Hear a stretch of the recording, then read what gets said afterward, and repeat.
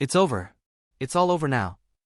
Looking at the scene before her, Istrid's face turned ashen, and her expression was full of despair. She had barged in full of confidence, but she didn't expect to encounter dark wrath here. In terms of raw strength, ultimately, she was the loser. Allow me. Dustin had somehow ended up beside her. You? She frowned. I'm not even his match. What can you do?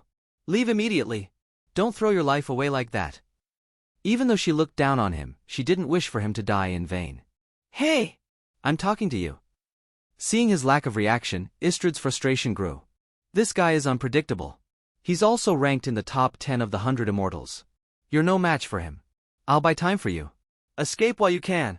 When you get back, ask Mrs. Harmon to send a highly skilled fighter. Go! She bellowed out her last word. As the leader of Team 5, naturally, she wouldn't leave her teammates behind and escape on her own. That was why she needed someone else to deliver the message. So what if he's ranked 8th? He's nothing but a mere ant.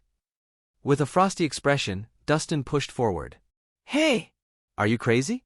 Do you know what you're doing? This is not the time to try to be brave. You're never going to beat him. What you're doing is sending yourself to certain death. Istrid was both anxious and angry. She'd never seen anyone so foolish to choose to light a losing battle. This guy was hopeless. Kiddo, you should have taken her advice. If you'd escaped earlier, you might have had a chance at living. But now, goodbye. Darkwrath's mouth curved up into a sinister smile. While he spoke, he licked the blood on his steel claws like a maniac. Where's Natasha? Let her go, and I'll let you live. Dustin ordered coldly. Everyone present was stunned.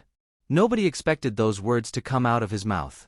Kiddo, you're pretty wild for someone who's about to die. It seems like I need to teach you a lesson for you to recognize my prowess. Darkwrath finally lost his patience as his expression turned cold. With one step forward, he propelled out like a rocket, charging toward Dustin with sheer force. Once he was near, he waved his hand, and his steel claws shimmered like rays of light aiming straight for Dustin's throat. Run! Istrid shouted. That was the move that killed most of her team.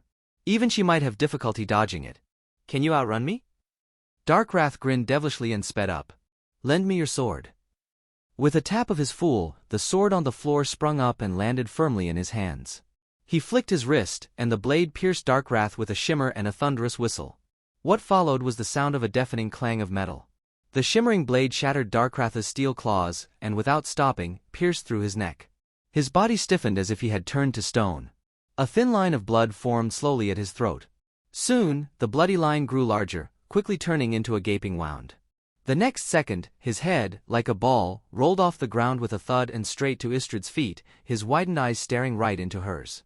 He had died a regretful death,